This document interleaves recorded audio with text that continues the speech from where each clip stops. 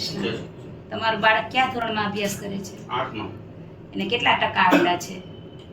8મા ધોરણના આજના રિઝલ્ટમાં એને 97.44 આવ્યા છે. 97.44%.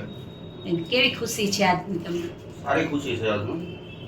તમને આ વાલી દ્વારા જે મહેનત કરાવવામાં આવે છે, વાલી શિક્ષકો અને જે બાળકો દ્વારા મહેનત કરાવવામાં આવે છે, એના વિશે શું કહેવા માંગો છો? ના, મંગલમ સ્કૂલમાં સારું રિઝલ્ટ આવે છે અને અહીંના સરને બધા સારી મહેનત કરાવે છે અને બાળકે પણ સારી એવી મહેનત કરે છે.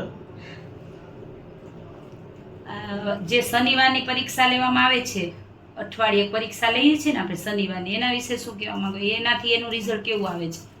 શનિવારની જે તમે પરીક્ષા લ્યો છો એના ઉપર જ આખા વર્ષમાં એનું રિઝલ્ટ આવી જાય છે કે ભાઈ આ છોકરું આ પ્રમાણે આગળ તૈયારી કરતું જાય છે. બીજા વાલીને કોઈ એવો સંદેશો આપવો હોય તો? બીજા વાલીને હું એ જ કહું છું કે છોકરાઓને ઘરે પણ મહેનત કરાવો અને કોઈ પણ ફરિયાદ હોય કે કોઈ નિશાળેથી કોઈ સર કે કંઈ પણ કહેતા હોય તો ખોટું એને ત્યાં જાય અને એવું ટોર્ચર નહીં આપો કે અમારા બાળકને આવું નહીં કહેવાનું, આવું નહીં કહેવાનું. બાળક ઉપર થોડું પ્રેશર હોવું જોઈએ. Thank you.